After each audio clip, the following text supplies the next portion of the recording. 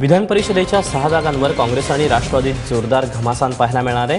कारण सातारा, पुणे, यवतमाळ, गोंदिया, नांदेड, जळगाव अशा सगळ्याच ठिकाणी काँग्रेस आणि राष्ट्रवादीने स्वतंत्रपणे आपले उमेदवार उभे केलेत। राष्ट्रवादीने पुण्यातून अनिल भोसले, साताऱ्यातून शेखर गोरे, यवतमाळमधून संदीप बाजोरिया आणि जळगावातून गुलाबराव देवकरांना उमेदवारी दिली आहे। काँग्रेसने 6 पैकी 3 जागांची मागणी केली होती, मात्र पुणे, सातारा, यवतमाळ, जळगाव, नांदेडमधून राष्ट्रवादीचे आमदार निवडून गेले होते। त्यामुळे या जागा सोडण्यास राष्ट्रवादीने नकार दिला होता। विधान परिषद निवडणुकीसाठी पुण्यातून तब्बल 11 उमेदवार रिंगणात उतरलेत। राष्ट्रवादीने सलग दुसऱ्यांदा अनिल भोसले यांना उमेदवारी दिली, तर काँग्रेसने पुणे जिल्हाध्यक्ष संजय जगताप यांना रिंगणात उतरवलंय।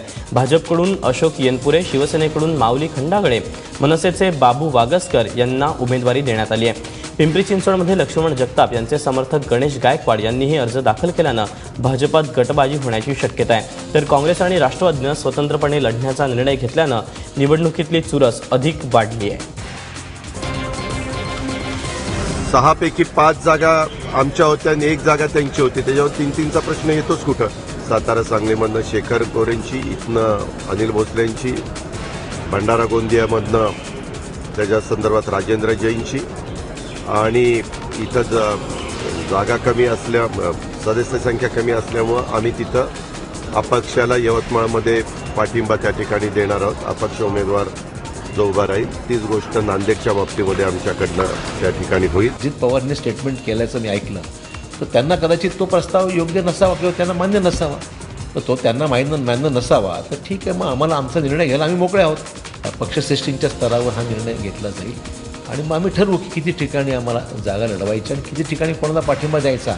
हा निर्णय आम्ही 1-2 दिवसात 5 तारखेच्या आम्हाला घ्यावाच लागेल। सातारा सांगली विधान परिषदेची निवडणूक रंगतदार होण्याची चिन्हे आहेत। येत्या 19 तारखेला होणाऱ्या निवडणुकीत एका जागेसाठी 3 पक्ष मैदानात उतरलेत। राष्ट्रवादी, काँग्रेस आणि भाजप अशी तिरंगी लढत होणार आहे। गेल्या 15 वर्षापासून या मतदारसंघात राष्ट्रवादीचा आमदार आहे। आघाडी होणार की दोन्ही पक्ष स्वबळावर निवडणूक लढणार याचा निर्णय होण्याअगोदरच माजी मंत्री पतंगराव कदम यांनी आपले ज्येष्ठ बंधू आणि काँग्रेसचे जिल्हाध्यक्ष मोहनराव कदम यांची उमेदवारी जाहीर केली आहे। यंदा भाजपही युवराज बावडेकर यांचा अर्ज दाखल करणार आहे, त्यामुळे ही निवडणूक रंगतदार होणार हे मात्र नक्की।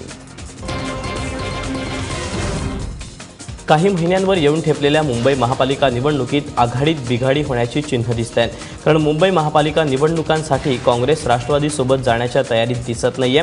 काँग्रेस नेते संजय निरुपम यांनी ही माहिती दिली। त्यामुळे सत्ताधारी सेना भाजपमधील युतीबाबत संभ्रम असतानाच काँग्रेस राष्ट्रवादीच्याही आघाडीत बिघाडी होण्याची शक्यता वर्तवली जाते।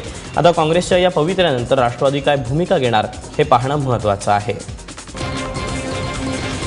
पार्टी के अंदर जो मुंबई के जो नेतागण हैं उनके बीच एक चर्चा हुई तो किसी को अलायंस नहीं चाहिए, सबकी राय थी कि अलायंस मत करिए। जब वर्कर्स के बीच हमने एक चर्चा की, वर्कर्स ने भी कहा नहीं चाहिए।